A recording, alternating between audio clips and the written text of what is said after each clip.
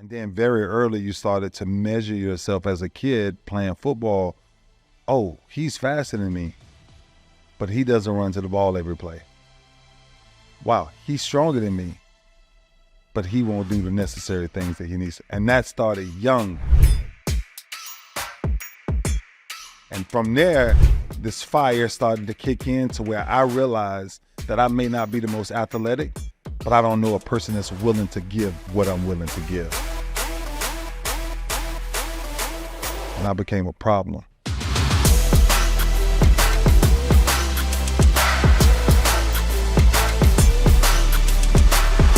Because I figured out how to become a problem.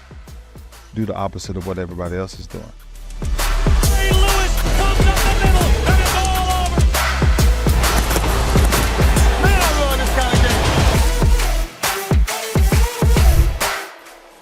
Nobody was doing what I was doing. They didn't care. I was broke. I ain't got nothing anyway. I ain't got nothing to do but work.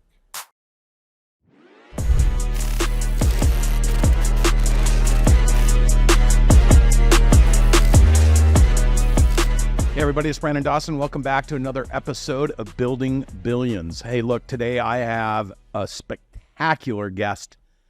This guy is a legend, not just on the field, but in life. And he's a dear friend of mine.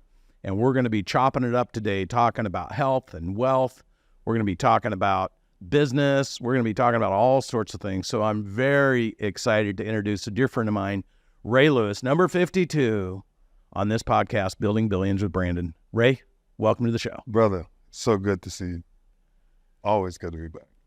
And you every time I see you and every time I'm with you, You're out conquering and building and developing, and not just for you. You always have the same purpose and intent, and that is creating value for other people's lives. Mm-hmm. Talk about what drives you. Man, I think it's the remembrance of where I was and where I came from and what I did not have, which gave me my desire to never give up. But a lot of people that came from where I came from, they don't have that same desire. But if you give them the opportunities, you may spark it. And so me, every day of life, I always reflect back on when I started really feeling for other people. And so my feeling for other people, family is easy, right? Because that's your duty. That's just your job, right? My mom had me at 15 years old. I'm the oldest of 5 with my mom. I'm the oldest of 15 with my entire mom and dad. And the moment that I realized that you're the one, nobody else is going to do it. And I'm walking around, and this is why I'm so big on imagination. Because if you give a person an imagination, something that they can image, like they can see it, then it's tangible. Then I can touch it. And I never forget, one day I walked over through the side of town that we wasn't supposed to be on, right? And I saw clean grass. And I was like, why can't our grass be like that? Something as simple as green grass. It's green grass. And I came back and I told my mom, I said, Mom, like, why can't we have clean grass? Like, and the obvious answer was simple. We're broke. We don't have nothing. So broke sometimes can be a situation, but broke can't be a mentality. Right? So my mentality immediately started to change. The moment she said, we're broke, I said, how do we fix it? Now you got to think, man, this is 10, 11 years old, watching mom struggle day in and day out. And I'm the kid trying to figure this out and watching my neighborhoods. So long story short, man, like, it's like me helping gives my heart rest. Like, I know you can make money, right? I can do great deals. I can win football games, lose football games, whatever. But when you change someone's direction of their life, then you know you found your purpose. And that's where I think my past introduces me to my future, only to understand that my purpose is the only reason that I exist. So you literally, as a kid, you're like, I have to change something. I always say the why game, right? Like, why am I stuck in this situation? What do I need to do to get out of it? Like, that's how I process. Yeah. I mean, I think there's a certain commonality with people. Instead of just being like, oh, I'm stuck, they're like, what do I need to do next to get out and get through and do something different? And that propelled you. Mm-hmm. How old were you when you realized I'm going to be a champion football player? It wasn't football. I tell people this all the time. Football was a byproduct that just came by. Like my entire reason for even starting to look up and pick my chest up as a man is I just got tired of hearing my mom cry every night from being beaten. I was sick of it. I was like, what are we doing? Like who does that, And I'm like, and I said to myself, I said, Ma, I said, look, you have a choice. You don't have to do this, And then that's the first time, and I'll never forget, she said, I'll do anything for my kids. And it clicked. If you would do anything for me, then I'll do anything for us. And man, this fire, push-ups, sit-ups, it's like when you say you missed your workout this morning, my deck of cards, you can't miss no workout. You don't need a gym. You just need work, right? And that deck of cards forever changed my life. That deck of cards, I started doing that deck of cards at 10 years old. And I ain't stopped and I'm 48 because it keeps me grounded. Every day people make excuses why I can't work out. I don't have this equipment. I don't have that. I get on the floor.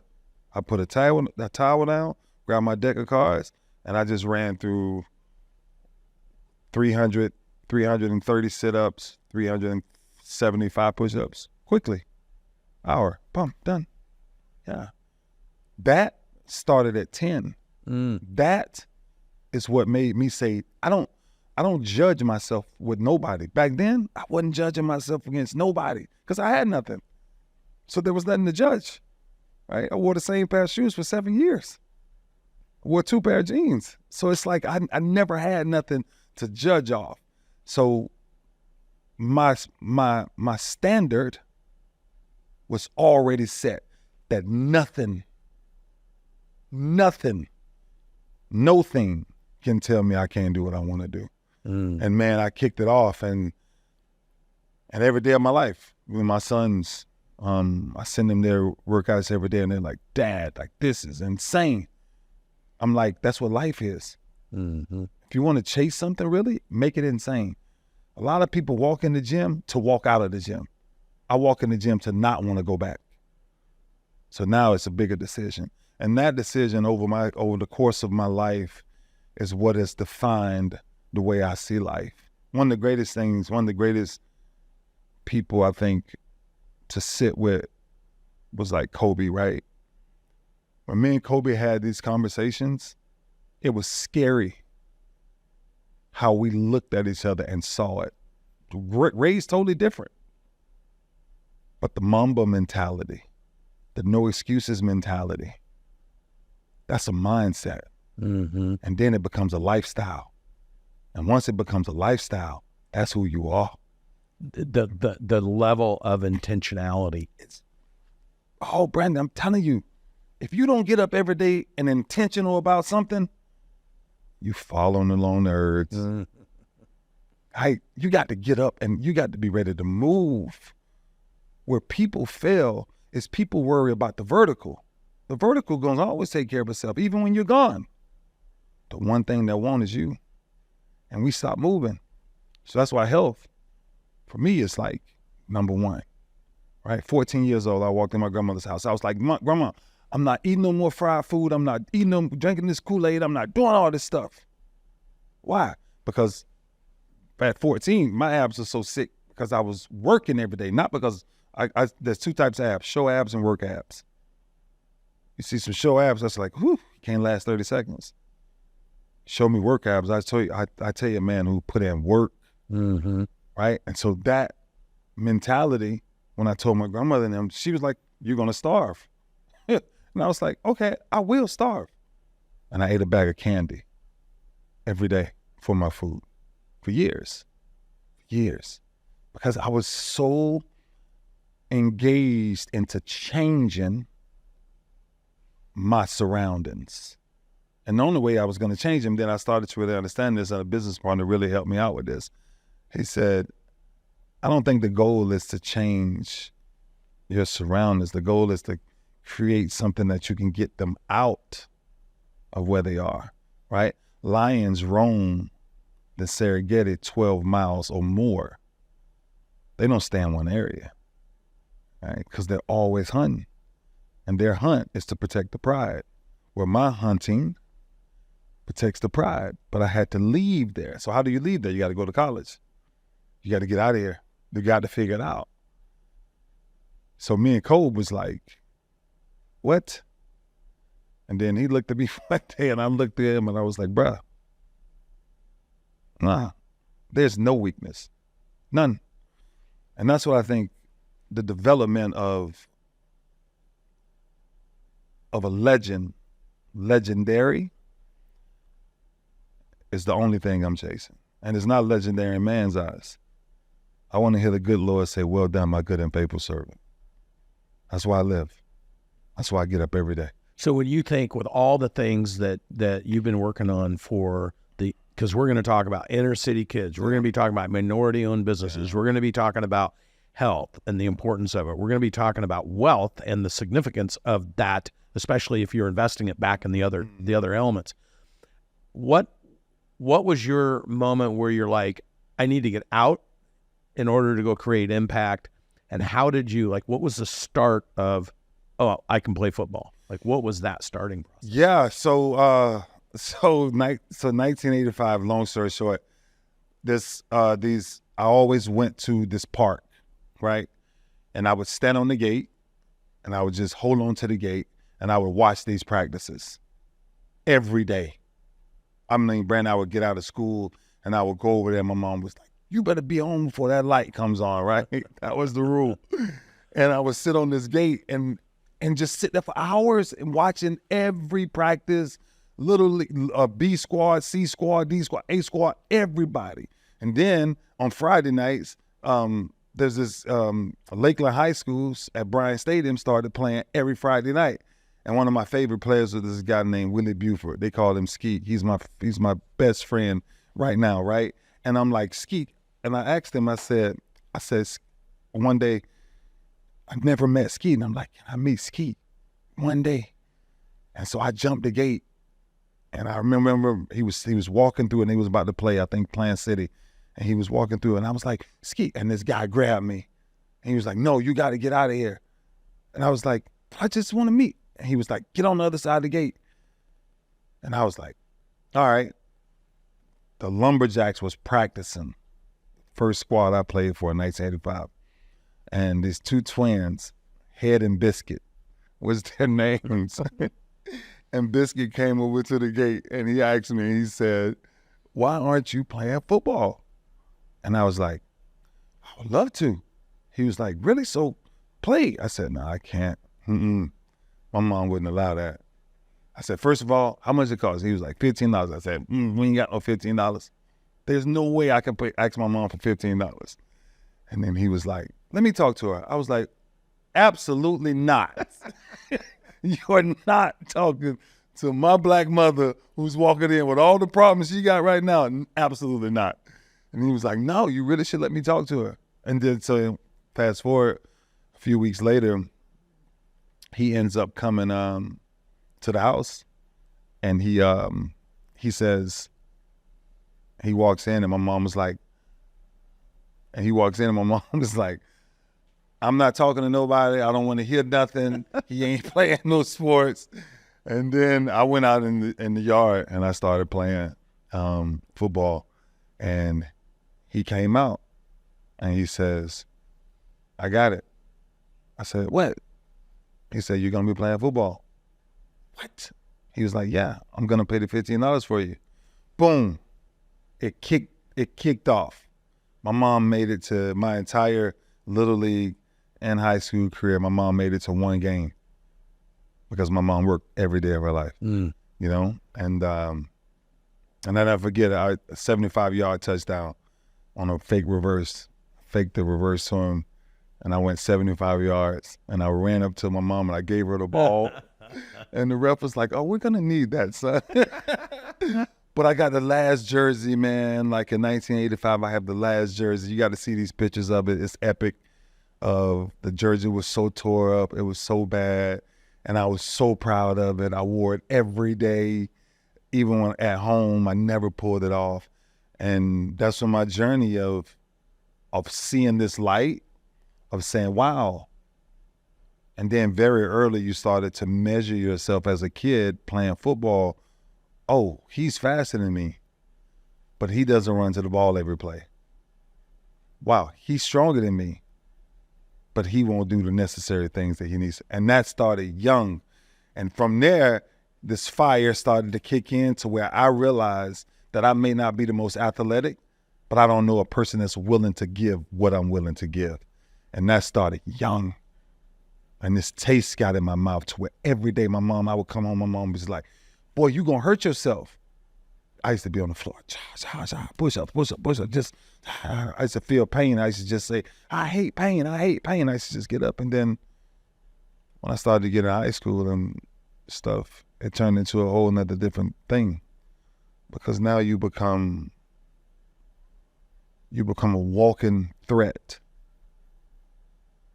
and what you can do on the football field. And I became a problem early because I figured out how to become a problem.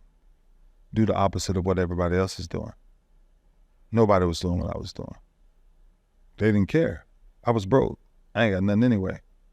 I ain't got nothing to do but work. And every position that I've ever gotten, and this is the thing, sometimes you work, you bust your butt, you do all those things, and you're still not chosen. I was that guy. High school, I knew I was, sometimes better than most guys that was in front of me, but never got the chance. Somebody got hurt, broke his jaw 3 days before the first game. And Coach Grady Maddox walks in and says, my rover back this year, which is a free safety, is Ray Lewis. And I was like, what? And I went out there and I had like 23, 24 tackles. And that was the start. What? Because I was like, wow, what I've watched everybody else do, I'm now doing that. But my mentality on why I'm doing it, oh man, like I've always took the mentality of a lion. Young, my mom used to always say, why you watch all these shows with these animals? Because I wanted to see why a lion was the king of the jungle. I never forget that. This old man sit up under this tree. He one time stopped me. He said, you know why the lion's the king of the jungle? I said, I don't, sir. Mentality. And I took it on early. And I challenged everybody every day. And I lost miserably. People used to outrun me all day. All day. Race me again. Race me again. Race me again. Let's wrestle. You want to fight? Whatever. I'm going to test you. Because I don't get tired. And that's when my football thing started to kick in. And I was like, wait a minute. Yeah, and then I told my coach, I was like, Coach, man, you got to let me play offense, man. Like, you got to let me touch the football. Like, I'm telling you, I'm a bad boy with this football, not be in the park. He's like, it's different in the park. I said, no, it's not. It's the same guys chasing me. And then he started letting me play running back. Then I started playing kickoff return, punt return. Then I never left the field. And I was like, nobody believed in me, right? And so it was crazy, man, because like coming up, it was hard because my mom, a few times, had to give me away a few times because she just went broke. She couldn't afford to feed me. And so I lived with my grandmother, stayed with my great-grandmother. So I kind of shuffled around, lived with my uncle. So I had one bag, one pair of jeans, 3 T-shirts, and nothing else. Toothbrush, and that was it. So every time they picked me up, I had this one bag. Go to the next house. Go to the next house. And then all I took with me was nobody can ever take away my work ethic. I don't care where I go. My cousins, who is better than me would never come in the garage with me. No, because they got the starting positions. I didn't. And so football was this platform, and I saw the platform as an incredible opportunity to really get to college. And then I get to my senior year in college, and I ain't got one scholarship offer, not one. And I'm like, I've outplayed every one of these guys, right? And that's like, so football was like for me it was so iffy because it was like I was 189, I wasn't 260, right? Linebackers like that, I was a safety my whole life. And the sport that changed my life while I was playing football was wrestling. Changed my whole perspective because it taught me one thing: if you want to do something, do it. When you walk on that mat, ain't no excuses, none. And I walked out there the first year. I went to state. I placed 4th. I didn't have a clue what I was doing. The year after that, this guy walks up to me at the Polk County Invitational, and he hands me a book from 1975, the year I was born. And I opened up the first page, and it was my father's picture with every record in the entire book. Now, I wasn't raised with my father. I met my father like at 33 years old. So it was really hard for me, right? But I took this vengeance on erasing his name. I wanted to remove every record he had. And now if you go look in the new book, I own every one of those records, you know? So those were the things. And then football, when I didn't have a scholarship, it broke my heart. I played my last game against Jamie German, who was the #1 recruit in the nation from Fort Myers. We played them in the last playoff game in my hometown, and I had a stupid game, just stupid game, 24 tackles, 150 yards rushing, punt return. Oh, man, I just went off. But they just had too much firepower. Fell on my knees. I was crying because I didn't have, my mom wasn't around, my dad wasn't around, nobody. Like, so I'm sitting on the field, in the middle of the field. I'm like, what's next? God, you promised me. You told me. I've been praying.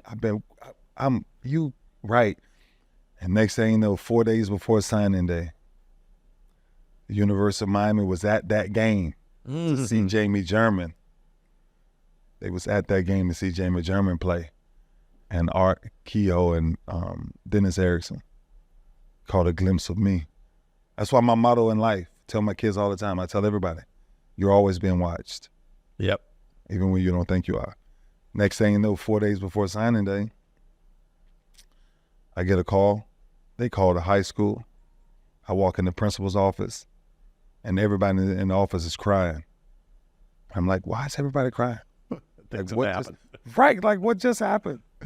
And my principal and Coach Joe was both holding the papers together, and they said University of Miami just gave you a full ride scholarship. And I was like, what? But he was like, one problem, you got to be in school in 4 days. And I'm like, what the freak? I don't have money to get to school in no 4 days. I called my mom. I was like, Mom, I made it. Like, I got a scholarship. She was living in Tennessee at the time. And I said, Mom, I got a scholarship. Like, I made it. I'm telling you. She's like, great job, son. I'm proud of you. I was like, damn, okay. It's like, Mom, I need some money, though. I ain't got no money. She was like, look, I'm going to put $20 worth of food stamps in the mail. That's all I got. I said, Mom, just send it. I'll make it. And I took $20 worth of food stamps. And I went to my grandmother and I said, Grandma, would you please drop me off to college? I ain't got no gas for that. I said, Grandma. My grandma was so crazy. I love her to death, but she was so crazy. I was like, Grandma, please. I'm going to college. Like, I'm trying to do something. And my granddaddy walked in. He was like, Tina, get up. We're going to take this boy to college. Drop this boy off. And she dropped me off to college, man, with $20 worth of food stamps. And I saw something totally different when I got to University of Miami. And I was like, ooh, really? Different world. Different world. Different world. So that's kind of how the football thing and So now it explains to me why you're so committed to all the inner city kids, because if that guy hadn't funded the $15 for you, I'm one of those. I'm one of those. Another choice. Because I've had every opportunity to sell drugs. I've had crack cocaine put in my hand. I walked in crack houses. I went in crack houses with my aunts and sat down in the doggone curves while they're doing crack. Yeah. And the situations that I got in that town, situations that not only me, but a lot of athletes got themselves in. If you don't got no way out, that's why my passion is so great, to bring the right opportunities, the imagination. If you give those communities just hope, just a little bit of hope, clean grass forever changed my life. I wanted to know, how does that grass look so clean? He mows it a certain way. Wow, all in one direction, really? In a box, in a square. I became the best lawnmower in the world. $10. I mow your whole yard. I don't care how big it is. And every kid has that same dream. But the options are, I can sell drugs really quickly. I can turn into a gang member really quickly. Why? Gang members feed me. They put a roof over my head. And they protect me. The only thing I would ever say about gang life is, the only difference of gang life and Fortune 500 companies is they're selling the wrong product. Because everything else runs structurally the same way. But for me, it was like, now to see the disasters in our communities, no, that's not a choice. That's a duty. And we don't follow that duty, right? You go in every community. You take Martin Luther King Street. You go in every community. It's in the worst parts of the city. And so years ago, man, when I started my foundation, then I started to realize, Brandon, that foundation is great. It really is. I mean, it does a lot of great things. You know, you feed a lot of people, you bless a lot of people every year. You have your big foundation events.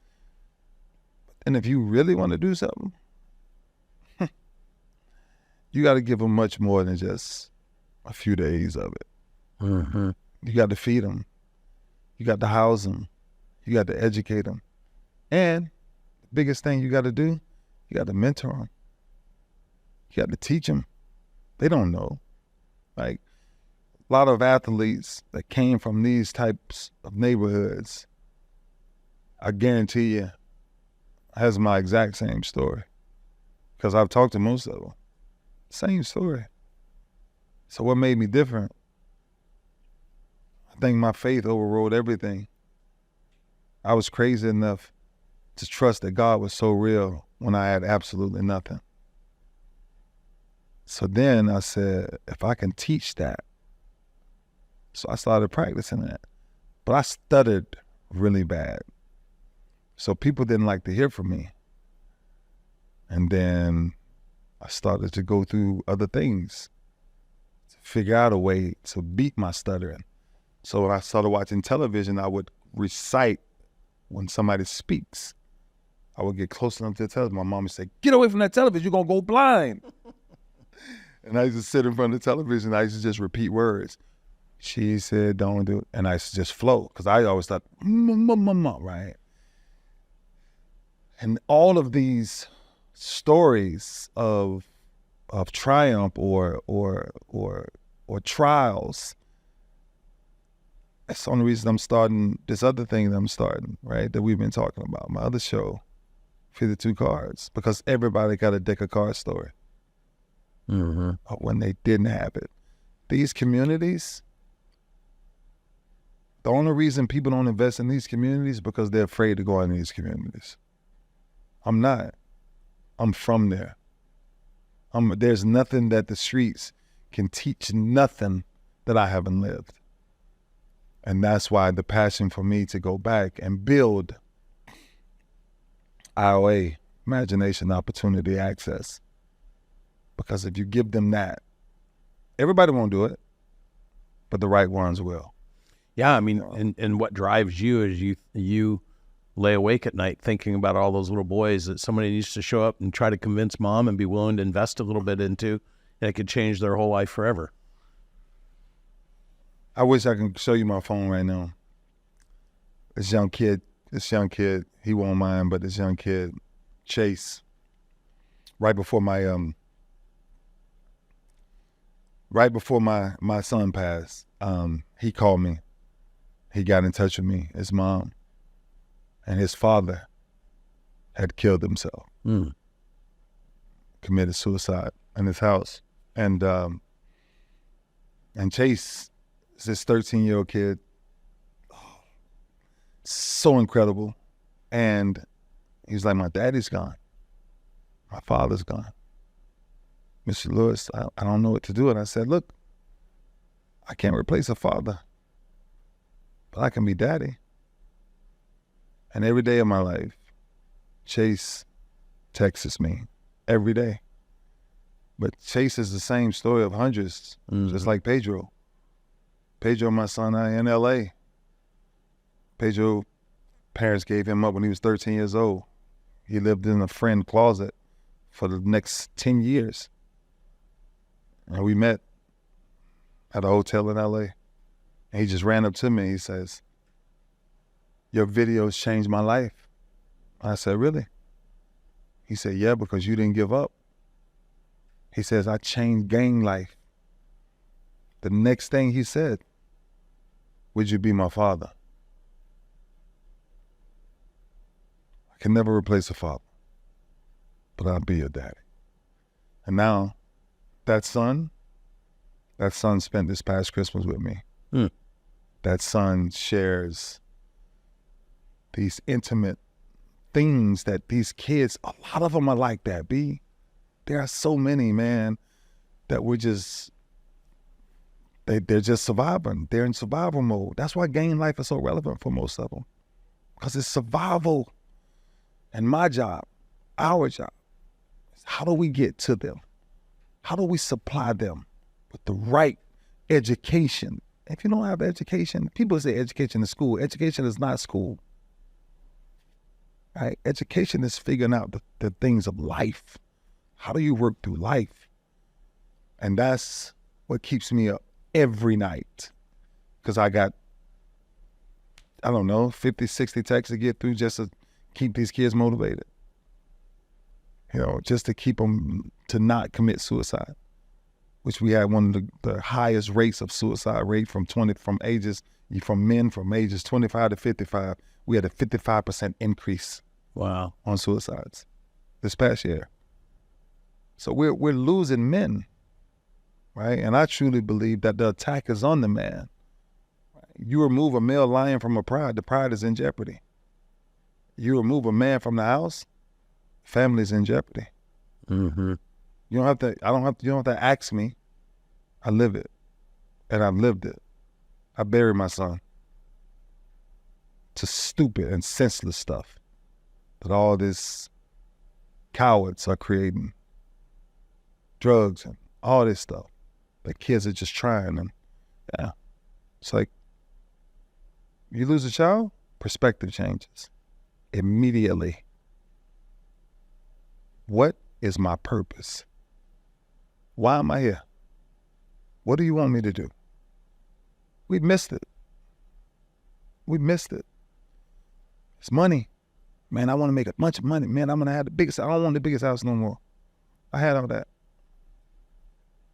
Every time I move, I want somebody to have enough hope so where they can get up every day and keep fighting.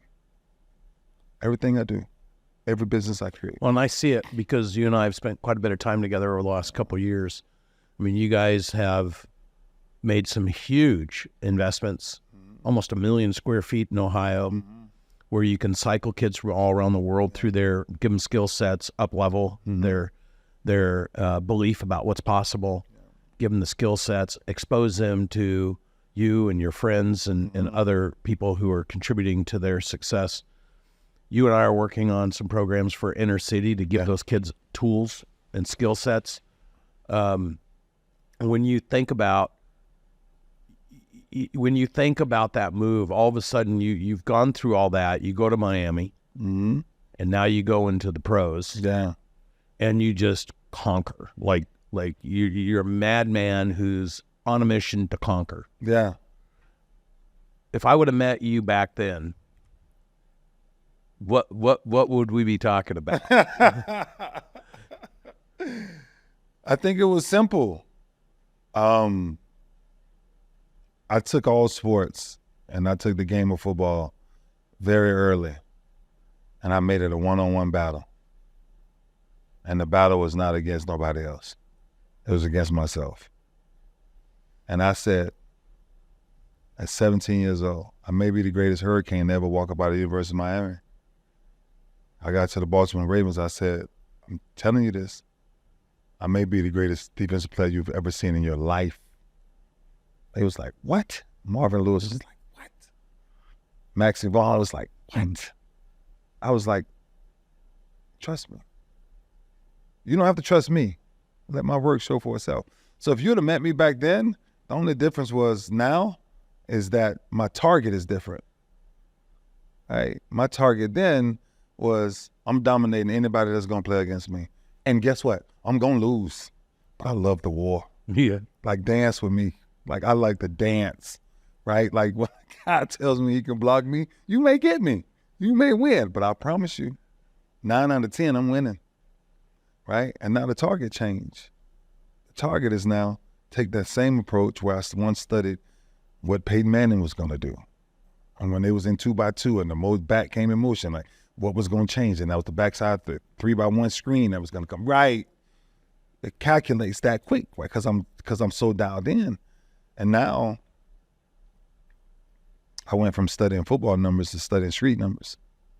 Yep. Right? Our homicide rates in Baltimore is through the roof. Chicago, Southside Chicago, Liberty City, Miami,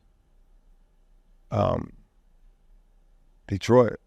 We have places that's just horrific with crime. So my numbers are different. My target is different.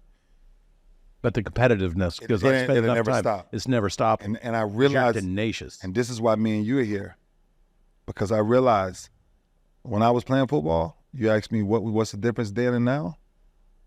I could be great, but I can't win the Super Bowl by myself. You need a team. And now on this end, I need a team. I need a real team that understands what the mission is. Right? These inner city kids, they want hope. They want the opportunity to be better. They do. They just don't have them. So building the right team is the most important thing for me. Right? That's the number one thing. But I think the important thing is to win a Super Bowl, you don't have to have everybody to like you. But in that building, you got to have the same vision. And this business that we're in now, if you don't see it the way I see it, it's impossible to help my people. Yep. Yeah. So that's why. With you being at the level of greatness, who was your peer that if you could sit down and spend any time talking to him at any level, who was your most favorite, greatest person that you would talk to from your perspective? Like who is that person and who was that person to you? Too many. I mean, I can name ones that are dead and gone, and then I can name ones that's still here. But I think it's too many because I was always looking for the father connection. I wanted one day a man to walk up, and I wanted that man to be my father. I wanted my father to touch me and say, "I'm proud of you, son." I never got that. So my whole life was to create that. So I created that through coaches. Like what E.J. Williams done for me, my little league coach, nobody could ever replace that. What Ernest Joe done for me, as my high school coach, nobody can replace that. What Stephen Poole done for me as my wrestling coach, I used to stay after 2 hours of wrestling practice. He know I'm going home. I ain't got nothing to eat. Coach, you'll stop by and get me a shrimp platter. Yeah, one meal every 3 days. I'll make it. Yeah. So one of the men, just to give you somebody up front, I just saw him yesterday, which was Rod Woodson. Rod Woodson forever changed my life. It's one thing to tell somebody not to do something. It's another thing to travel with them and show them why it's better to do it this way. I was a young kid, had a bunch of money, ran into it early. I'm in Baltimore. I'm turning into the king of the city, right? We're losing. Who cares? Right? I'm from Miami, so our mentality is different. I'm out, DC, clubs. Yeah. Back in the weight room every morning at 6 o'clock. Rod Woodson walks up one day. He came when we signed him. And he was like, I was like, man, you one of my all-time favorite, like all time. So me and him connected quick. And one Friday night, on Saturday, we was sitting in the sauna. And he was like, man, your pore is leaking. Like, my goodness, like, how did you go that hard last night? And I was like, man, we was up, we went to DC, we went and did this, we did that. And he was like, and he asked me a question. He said, what do you want to do? I said, honestly, I want to be the greatest football player that ever play football. He was like, who says that? And I said, me. And he said, well, you got to change some stuff. I said, really? He said, yeah. He said, meet me in the gym in the morning before training camp at 6 o'clock a.m. I said, man, that means I got to get up at 4:30, 5 o'clock, which means I can't go out the night before. And I'm like, I wasn't going to go out anyway. That next Friday, he was like, where you going? I was like, man, we're going to take this little trip to DC. He's like, I'm going. He got in the car. We all rode to DC. We got to DC at 9, 11 o'clock. Bruh, let's get back on this road. Man, we just got it. What are you talking about, man? We finna.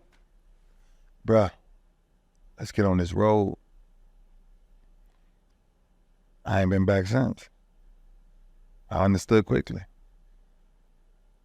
Dr. Miles Monroe forever changed my perspective about kingdom principles. Dr. Miles Monroe passed tragically in a plane crash, but the way I've studied him, every sermon I've almost, oh my gosh, I don't know not one sermon. And now I share it with a group of men to where we all share these sermons and we all listen to these sermons and we break down these sermons. And after we break down these sermons, we then get together and we start to share these things. Dr. Miles Monroe forever changed my life. Certain people in my life. Junior Seau changed my life. Like, cause I got one-on-ones with them. Like I wanted, what does it mean to be great? What does it mean to be a better man? Marvin Lewis, the way that man pushed me, when the good book says iron sharpens iron, I get it. Because I thought that man hated me at one time. But he saw what was in me. And I can go on and on about the people that I think affected me and I know affected me. But my number one person, yeah, it's my mom. There's nothing. No person in the world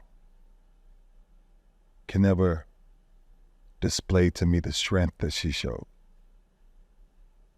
And that's why every day of my life, mom's got to be taken care of. I just moved in with me. I know, we were talking about it last night. Yeah. Now you got your mom living with you. Yeah, and every day she's up. I said, Mom, you got to get up. And now she's walking every day. She's counting her steps. Baby, I did 15,000 steps. I did. I was like, all right, we got work to do. you know. But man, I think I became a sponge, B. I really did. I became a sponge because I chose to become a sponge. I wanted to study history. I wanted to know why Martin Luther King was fighting the fights that he fight. I wanted to know why Afro-Americans was always treated differently. I wanted to know. And now that I know, now that I'm still studying every day, there's a way to change it. And I'm not here to save everybody. I'm not even here to combat evil. But I am here to promote good and share love. And I think those things, man, I think even in my plan days, the question is always asked, what's your greatest achievement? What's the greatest thing you ever done? And in one audience, they was like, it's gotta be the Super Bowl. It has to be the first Super Bowl, the second Super Bowl. And I'm like, nah. My greatest achievement in all of sports is that I was able to teach a man that it's okay to keep going. It's my greatest ability. And that's just men that was in the locker room. But when I go wherever I go, prisons, hoods, whatever, you know, God says that when people see you, they should see an image of me. I pray that every day that his image rubs off through me. And I see it because we're out working. We're going to start hitting the streets together. Yeah. Right? And just for the audience listening to this, we've got an inner city program that we're going to develop and work on together. We've got the minority entrepreneurial program that we're going to co-chair and work on together. And then 10X Health and working with me on 10X Health. And you brought doctors to us, groups that are interested and excited to be a part of that.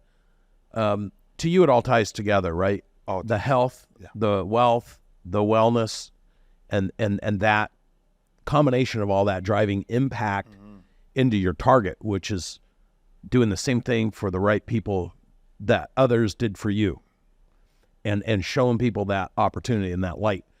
And for that, when I see your commitment to that and your movement towards that on a constant basis, if you're a business owner and you're a minority-owned business owner and you're listening to this podcast right now and you're thinking, because realistically, it'd be easy as a small business owner to say, I'm not getting help because.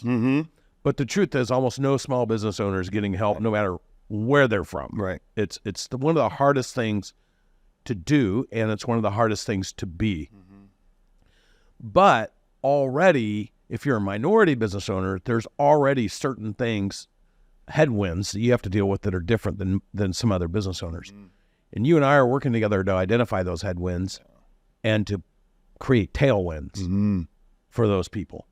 Talk a little bit about what you're excited about when it comes to us helping these minority business owners. You know, this. I'm gonna tell you why this is really good, right? So, when you walk in training camps, the people with the starting jobs, everybody's excited about. The people that you're not excited about is your walk-ons, free agents. Every entrepreneur struggles like a free agent struggles. How do we figure it out? How do we get it? Out of all of the people I spend time with, I spend more time with free agents and walk-ons. Because if I could develop them, y'all don't think they're gonna help us? But you see how hard he practiced against you in practice? And we just gave him $1,500 to be here for 6 weeks. That entrepreneur is what thrives now the next target. How do we take those entrepreneurs and let that light come on? It's the most exciting thing ever when you can see your business. And trust me, I've done a lot of business and I failed miserably in many. But the ones I accomplished, it's because of what I had with me.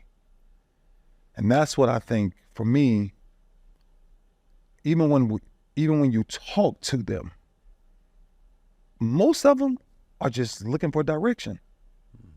Give me some direction. Once you're able to direct them, then you walk them into a room where the room we just walked out of. Yep. Right? The sponges, pens and pads, and everybody's on the table, right? It's like, that's it. That's the exciting part. When I tell my friend all the time, I'm like, bruh, how do we change people's perspective about life, period, about business? How do you change people's perspective in business? See, the locker room teaches a different lesson when you think about business. We can't walk in there complaining every day. You got to get something done. Why? Because if you don't get it done, somebody else is going to get it done. Well, an entrepreneur got to think the exact same way. Somebody going to do it. So you have to do it. I tell my sons all the time, stop waiting for everybody else to do what you need to do. You got to do some homework. You got to do some research. You got to do some reading. You're right. Because once you give it to them, they never leave you. Like social media, it's the worst ever. But social media from a connectability thing, on how people can reach out to you that you touched 20 years ago. One of the greatest stories ever about business, entrepreneur. This homeless guy. He was always on the Baltimore's bridge every day. And I saw him, and on the way to the game, it was one path. And one day, I'm on the way to the game, and I see him there. And I know that they're using drugs, and they're doing all that stuff, and they're struggling, whatever. And I pull out $100. I usually get 10, 20, whatever. And I pull out $100, and he walks up to me. And his head is down because he's embarrassed. And I say, look up. Look at me. And he looked at me. And he started shivering. No way. There's no way Ray Lewis stopped to see me. I put out the 100 like this. He grabbed it and I grabbed his hand. I said, promise me that you don't use this for drugs. Promise me that you use this for the right thing. That guy took that $100, went to one friend. He owns a church. He's a pastor now. He's married and has his own business and tells that story every other week in church. If you give an entrepreneur the right direction, you give them the accountability to say, you can't do this because I can give my money to somebody else. Most entrepreneurs need to be taught like free agents. You have the same opportunity. I know he's starting because that was my story my whole life. Somebody's in front of me. Entrepreneurs must think as the boss. I stopped being attracted to players' contracts. I got ready to sign my second deal. And they was like, we're going to make you the highest paid defensive player ever. I was like, that's amazing. Great. My agent was like, why are you not excited? Because if he's paying me, I want to know where he gets his money from. So as an entrepreneur, you have to change the vision. Because if you don't, you're going to have the same problems that we fix, that you guys fix right now. Yep. Right? The everyday housekeeping problems you're going to have unless you change the vision. And most of the times that a problem can remain a problem until you actually visualize it as an opportunity. 100%. Right. And every opportunity is the breakthrough to get to the next level of success. I'm really super excited for when you and I do our first minority-owned business program together. And trust me, everybody listening to this and watching, it's coming, and it's going to be unbelievable. We have some big targets and big goals together. Now, lastly, let's talk a little bit about TEDx Health. Yeah. And your enthusiasm and excitement of working together on taking that to a global brand and you are very health conscientious. You have a massive routine that you work on a regular basis, your commitment, your dedication to that. And I can't believe my wife outed me saying I missed my workout this morning. And then you threw it in my face on my podcast. First thing you said. So I will pick that workout up before the end of the day. But the point is, with 10X Health, what is it that makes you excited about what we're doing there? It's the education behind it. To have a map, the book you just picked up in that room, Yep. whether we need to expose it now or not, what? That's the map. Now, if every individual has that, there's not really an excuse to eat bad, right? There's not an excuse to eat wrong, right? There's not, but sometimes you can't even fault people. But what you guys are doing, what 10X Health is doing, is who I am. I live every freaking day to figure it out. Now, I don't know all of the intricate words around the doctors and the this and no, but I do know it makes me feel good. I know working my butt off every day changes my life. I know it gives me a lifespan much longer than expected, right? Every person in my family has died of cancer. I hate cancer. But cancer also says, honor that temple. You got to honor that temple. What you guys are doing, what we're about to do, what the exciting part about 10X Health is in all of the years that you can, athletes, I don't care who it is, individuals, they cannot go on a bookshelf and grab their own DNA. Yep. That's mind-blowing that you guys are so far ahead and where we should be, right? I mean, the greater powers or whatever, we don't have that. Like, it always bothered me, like, why megastars support the lowest of foods. It bothers me, like, why fast foods are the #1 industries in the world. And you know it's killing you. Well, I think 10X Health says something different. We don't want to fight with you. We just want to tell you there's another alternative.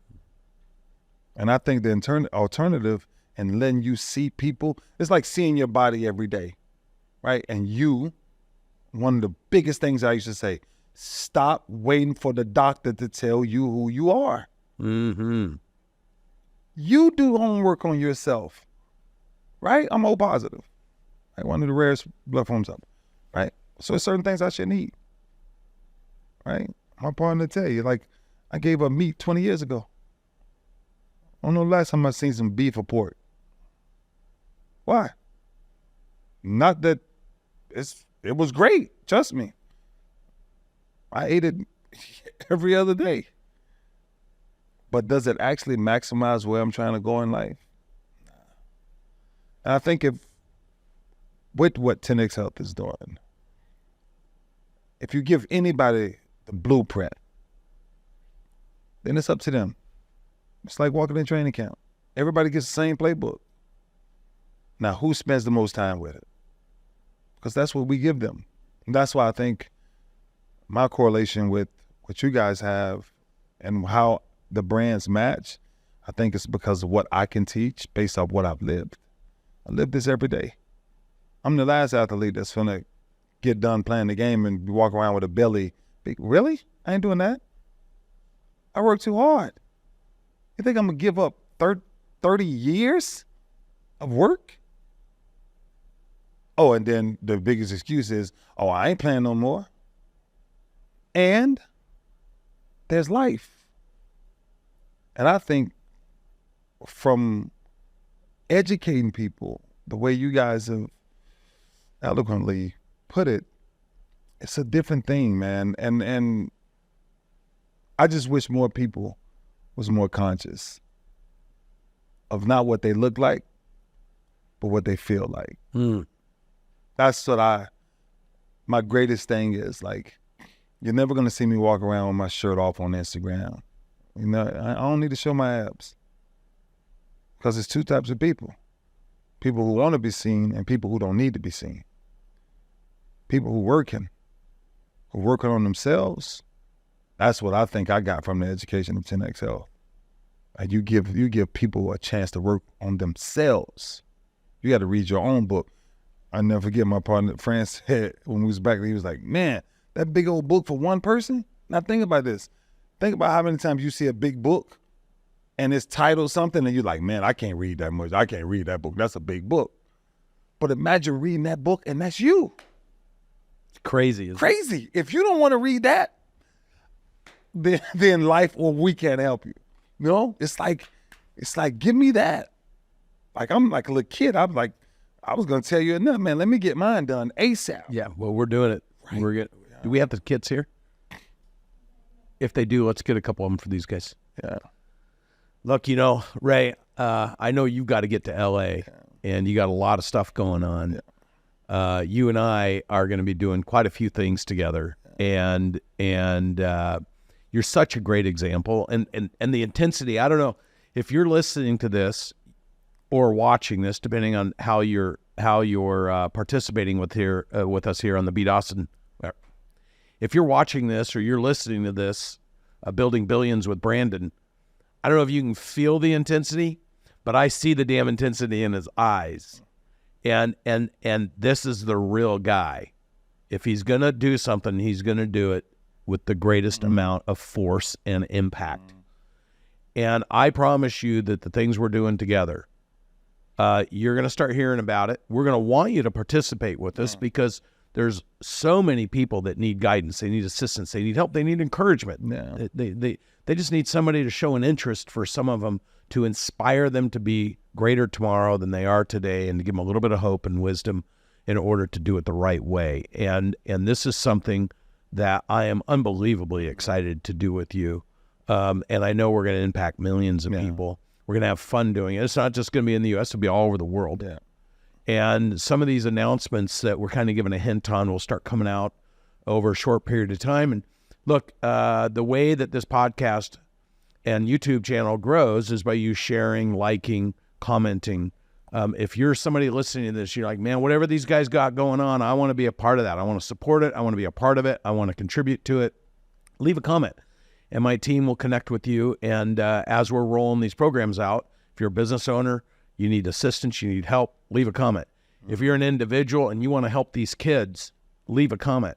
If you're somebody who's done well in life and you have a little extra money and you want to sponsor or support these kids through the Aspire program, the other things we have going, leave a comment. Get involved. It's as simple as that, because one person can change many people's lives. And you hear Ray's story, there's multiple times where people have given him the ability to become who he is today because he needed that influence in his life. And we can do that for so many people. Yeah. Ray, I love you, dude. You know, brother.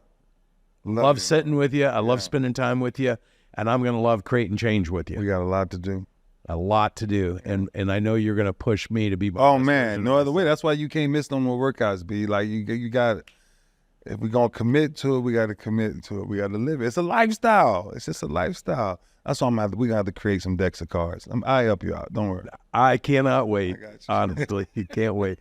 I love you, brother. Hey, if you enjoyed this show, please leave a like. Please share it. Leave your comments if you want to participate. Like I said, get involved. Thank you for joining me on another episode of Building Billions with Ray Lewis, number 52, and Brandon Dawson.